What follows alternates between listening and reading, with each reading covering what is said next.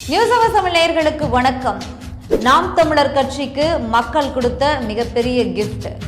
இந்த முறை அதாவது 2024 பல்வேறு சவால்களுக்கு பிறகு தேர்தலை சந்திச்ச நாம் தமிழர் கட்சிக்கு மக்கள் என்ன வரவேற்பை கொடுத்துருக்காங்க, ஒரு பெரிய ஹைப்பை கொடுத்துருக்காங்க அப்படின்னு ஒரு கருத்து கணிப்பு முடிவில் வெளியாகி இருக்கு. என்ன விஷயம் அப்படின்னு வீடியோக்குள்ள போய் பார்க்கலாம். 2024 மக்களவை தேர்தல் வாக்குப்பதிவுகள் நிறைவேற்றி விட்டது. அதாவது இந்தியாவின் 15வது பிரதமரை தேர்ந்தெடுப்பதற்கான மக்களவை தேர்தலுக்கான வாக்குப்பதிவு நிறைவேற்றிருக்கிறது. இந்த மக்களவை தேர்தல் வாக்குப்பதிவு நிறைவேற்ற உடனேயே, அதாவது 6 மணிக்கு நிறைவேறுது அப்படின்னா 6:30 மணி அளவிலிருந்தே தேசிய ஊடகங்கள், பல்வேறு ஊடகங்கள் கருத்து கணிப்புகளை ஒன்பின் ஒன்றாக வெளியிட ஆரம்பித்து விட்டார்கள். இந்த கருத்து கணிப்புகள் உண்மையா பொய்யா, இந்த கருத்து கணிப்புகள் எந்த அளவிற்கு வரலாற்றில் இதற்கு முன்பாக வெளியில் வந்த கருத்து கணிப்புகள் எந்த அளவுக்கு ரிசல்ட்டோட ஒத்து போயிருக்கு, இது ஃபேக்கா தயாரிக்கப்படுகிறதா, இந்த கருத்து கணிப்புகள் உண்மையாகவே இவங்க மக்களிடத்துல போய் எடுக்கிறாங்களா, 10 லட்சம் வாக்காளர்கள் இருக்கக்கூடிய ஒரு இடத்துல 1000 பேரை எடுத்துட்டா அந்த கருத்து கணிப்பு உண்மையாயிடுமா அப்படின்னு பல்வேறு விவாதங்களை கிளப்பியிருக்கு. ஆனால் இத்தனை கருத்து கணிப்புகள் வந்திருந்தாலும் இது எல்லாத்துலேயும் ஒத்து போகிற ஒரே விஷயம் என்ன அப்படின்னா, 3வது முறையாக பிரதமர் மோடி அவர்கள் தான் ஆட்சி அமைப்பார், பாஜக மற்றும் அதன் கூட்டணி கட்சிகள் 350க்கும் மேற்பட்ட தொகுதிகளை கைப்பற்றும் அப்படிங்கிறது தான் இந்த எல்லா கருத்து கணிப்புகளுக்கும் ஒத்து போன ஒரே விஷயமா இருக்கு. சரி, நம்ம இப்போ விஷயத்துக்கு வந்துடலாம். தமிழகத்தை பொறுத்த வரைக்கும் News18 சேனலுடைய கருத்து கணிப்பின் அடிப்படையில் நம்ம இதை பேசுகிறோம். தமிழகத்தில் பர்சன்டேஜ் வாரியாக இந்தந்த கட்சிகள் இவ்வளவு பர்சன்டேஜ் பிடிப்பாங்க, இத்தனை தொகுதிகள் பிடிப்பாங்க அப்படின்னு சொல்லியிருந்தாங்க. அதன் பர்சன்டேஜ் அடிப்படையில் திமுக மற்றும் அதன் கூட்டணி கட்சிகள் இந்த முறை 49% வாக்குகளை பெறுவாங்க அப்படின்னு சொல்லியிருந்தாங்க. கடந்த முறை அவங்க 37லேருந்து 38% வாக்குகளை பெற்றிருந்தாங்க. கடந்த முறைக்கும் இந்த முறைக்கும் அவங்களுக்கு கிடைச்சிருக்கிறது ஜம்ப் தான், கிட்டத்தட்ட 12%. அதாவது News18 கருத்து கணிப்பின் அடிப்படையில் தான். அதே மாதிரி அதிமுக பெற்றிருக்கக்கூடிய சதவீதம் தமிழகத்தை பொறுத்த மட்டில் 20% அப்படின்னு இந்த News18 சேனலுடைய கருத்து கணிப்பு வெளியாகி இருக்கிறது. கடந்த முறை 33% வாக்குகளை சதவீதமாக பெற்றிருந்தாங்க.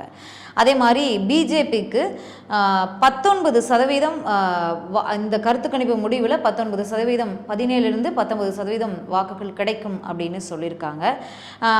நாம் தமிழர் கட்சிக்கு, அதாவது நாம் தமிழர் நம்ம ஏன் சொல்கிறோம் அப்படின்னா, அதர்ஸ் அப்படிங்கிற இதில் 14% வாக்குகள் அப்படின்னு பதிவு பண்ணியிருக்காங்க. சரி, திமுக அதன் கூட்டணி கட்சிகள், இந்தியா கூட்டணி அப்படிங்கிற அலையன்ஸ் பார்ட்டின் கீழே இந்த கூட்டணி கட்சிகள் இருக்குது. அதே மாதிரி என்டிஏ அலையன்ஸ் அப்படிங்கிற பார்ட்டின் கீழே பாஜக கூட்டணி கட்சிகள், பாமக இன்னும் பல கட்சிகளை சேர்த்துருக்காங்க. அதே மாதிரி அதிமுக தனியாக இருக்கிறது.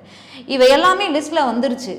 அது போக மிச்சம் இருக்கக்கூடிய வேட்பாளர்கள்னா அடுத்து இருக்கக்கூடிய இடம் பார்த்தா நாம் தமிழர் இருக்காங்க. சரி, அதற்கு பிறகு என்ன பிற அதர்ஸ் என்ன கட்சிகள் இருக்குது அப்படின்னா, நோட்டா இருக்குது, சுயேட்சை வேட்பாளர்கள் இருக்காங்க. அப்போ எத்தனை சதவீத வாக்கு அங்கே போயிட போகுது, நோட்டாக்கும் சுயேட்சை வேட்பாளர்களுக்கும், இல்லை இன்னும் புதிய லெட்டர் பேட் கட்சிகள்னு சொல்லுவாங்க. அந்த மாதிரி நிறைய பேர் தேர்தலில் நம்ம போட்டியிடணும், நம்ம பேரும் வரணும், நம்ம முகம் வரணும், நம்ம நியூஸில் வரணும், இந்த மாதிரி அவங்களுக்கு ஒரு இன்னொன்று ஹாபியாகவே இருக்கும். நிறைய பேருக்கு தேர்தலில் நான் போட்டியிடணும் அப்படிங்கிறதே ஹாபியாக இருக்குது. ஒரு நபர் தேர்தலில் அதிகபட்சமாக போட்டியிட்டதற்காகவே அவர் சாதனையும் படைச்சிருக்காரு அப்படின்லாம் நம்ம நிறைய விஷயங்கள் படிச்சிருக்கோம். அந்த மாதிரி இப்போ நிறைய பேர் தேர்தலில் தொடர்ந்து ஒவ்வொரு வருடமும் இப்போ 4 ஓட்டு வாங்கினாலும் சரி, 2 ஓட்டு வாங்கினாலும் சரி, ஒரு சில நபருக்கு அவங்க குடும்பத்தில் 4 பேர் இருப்பாங்க, ஆனால் அவங்களுக்கு விழுந்ததே 2 ஓட்டாக கூட இருந்திருக்கு. இதெல்லாம் நம்ம பார்த்துருக்கோம், நகைச்சுவையான விஷயங்கள், நிறைய விஷயங்கள் பார்த்துருக்கோம். அப்படி இருக்கும்போது இந்த அதர்ஸ்ன்ற கேட்டகரியில் இருக்கக்கூடிய 14% யாருக்கு அப்படின்னு பார்த்தா, அதில் இருக்கக்கூடிய வாய்ப்புகள் நாம் தமிழரை தாண்டி நோட்டா இன்னும் சுயேட்சைகள் அதுதான் இருக்குது. அதனால் நாம் தமிழருக்கு கடந்த முறை 2016 1% வாக்குகள் பெற்றிருந்தாங்க. அதே மாதிரி 2019 3% அது உயர்ந்தது. 2021 6.9% அவங்க பெற்றிருந்தாங்க. 2024 நாம் தமிழர் கண்டிப்பாக 10% இரட்டை இலக்கம் பெறுவாங்க, 10க்கும் அதிகமாக வாய்ப்பு இருக்கு அப்படிங்கிறது தான் இந்த News18 சேனலுடைய கருத்து கணிப்புகளின் அடிப்படையில் கிடைத்த சதவீதமாக இருக்கிறது. நார்மலா அவங்க கரும்பு விவசாய சின்னத்துல நாம் தமிழர் வழக்கம் போல அவங்க களத்துல இருக்காங்க அப்படின்னா கூட அவங்களுக்கு வழக்கம் போல கிடைக்கக்கூடிய 1, 1.5, 2% வாக்கு சதவீதம் உயர்வு கிடைச்சிருக்கும். அவங்களோட அந்த ஹிஸ்டரி அப்படிதான் இருக்கு. 2016 அவங்களோட வாக்கு சதவீதம் உயர்ந்து கொண்டே தான் வருது, எங்கேயும் இறங்கலை அப்படிங்கிறதையும் பார்க்கணும். ஆனால் இந்த எலெக்ஷன் நேரத்தில் என்ஐஏ ரைடு, அப்புறமா அந்த மெயினாக கரும்பு விவசாய சின்னம், நாம் தமிழர் அப்படின்னாவே சீமான் கரும்பு விவசாய சின்னம், இது ரெண்டும் இல்லாமல் நாம் தமிழர் கட்சி கிடையாது. அப்படி தான் இருந்துச்சு. இந்த எலெக்ஷன் நெருக்கத்தில் வந்து கரும்பு விவசாய சின்னம் வேறொரு கட்சிக்கு வழங்கப்பட்டது. கர்நாடகாவை சேர்ந்த கட்சி. அந்த கட்சி வந்து தமிழகத்தில் போட்டியிடுதுன்னு சொன்னாங்க. எத்தனை இடத்துல போட்டிட்டாங்க, வேட்பாளர்கள் யார், யாருக்குமே தெரியாது. அவங்க பிரச்சாரத்துக்கு போனாங்களா இல்லையா, போனதா எங்கேயும் பதிவு கிடையாது. இப்படி தான் இருக்குது அந்த கட்சி. ஆனால் அந்த கட்சியை சேர்ந்த நபர்கள் நாம் தமிழர் கட்சியிலிருந்து ஏதாவது விரக்தி இல்லை ஏதாவது வெளிநடப்பு செஞ்சுருப்பாங்க இல்லையா, அவங்களையெல்லாம் தொடர்பு கொண்டு இங்கே வந்து எங்களுக்கு வேட்பாளராக வேணும், நாங்கள் இது பண்ணுறோம் அது பண்ணுறோன்னு பேசின விஷயங்கள் எல்லாமே வந்து இந்த எலெக்ஷன் நேரத்தில் வெளிவந்துருந்துச்சு. இந்த கரும்பு விவசாய சின்னத்தை பறித்ததாலவோ என்னவோ தெரியல, நாம் தமிழர் கடந்த முறையை காட்டிலும் இந்த முறை ரொம்ப வீரியமாகவே வேலை செஞ்சாங்க களத்தில். புதிதாக கிடைக்கக்கூடிய சின்னம் எதுவாக இருந்தாலும் அதை நம்ம உடனடியாக மக்கள்கிட்ட கொண்டு போய் சேர்த்தணும் அப்படிங்கிறதுல அவங்களுடைய குறிக்கோள் இருந்துச்சு. அதற்கு முன்பாகவே சோசியல் மீடியாவை அவங்க கையில், அதாவது நாம் தமிழர் தமிழகத்தை பொறுத்த வரைக்கும் சோசியல் மீடியாவில் ஆக்டிவாக இருக்கக்கூடிய கட்சிகள்னு பார்த்தா 1, 2, 3, 4ன்னு பிரிச்சிடலாம். அதில் முதல் இடத்துல இருக்கிறது நாம் தமிழர். அதுக்கு பிறகுதான் பாஜக, திமுக எல்லாருமே இருக்காங்க.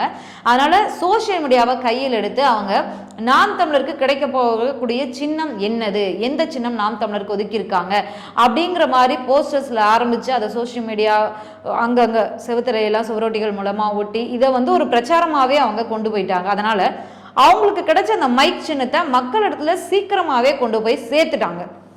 இதன் மூலமா கரும்பு விவசாய சின்னத்தை நாம் தமிழர் கட்சியிடம் இருந்து பறித்து நாம் தமிழர் கட்சிக்கு ஒரு நல்ல விஷயத்த செஞ்சு கொடுத்துருக்காங்க. அந்த சின்னத்தை பறித்தது யாரோ அவங்க. நம்ம வந்து சின்னத்தை பறிச்சுட்டாங்க அப்படின்னு நம்ம அஃபிஷியலாக பேசிட முடியாது. நாம் தமிழர் கட்சிக்கு ஒதுக்கப்பட்டிருந்த கரும்பு விவசாய சின்னம் நாம் தமிழர் கட்சி உரிய நேரத்தில் விண்ணப்பிக்காததுனால வேறொரு கட்சிக்கு வழங்கப்பட்டிருக்கு. அதுவும் வந்து ரொம்ப பாரம்பரியமிக்க பல வருடங்கள் களத்தில் இருக்கக்கூடிய ஒரு கட்சி கிடையாது. இது எல்லாமே எல்லாருக்குமே தெரிஞ்ச விஷயம்தான். ஆக மொத்தத்தில் இந்த கரும்பு விவசாய சின்னத்தை பறித்து மைக் சின்னத்தை கொடுத்தது நாம் தமிழர் கட்சிக்கு ஒரு ப்ளஸ்ஸாக ஆகியிருக்கு. இந்த முறை நாம் தமிழர் கட்சி ஒரு ஜம்ப் கொடுக்க போகிறாங்க. பாஜக ஏற்கனவே அண்ணாமலை அவர்களுக்கும் சீமான் அவர்களுக்கும் ஒரு கருத்து மோதல் போய்கிட்டு இருக்கு.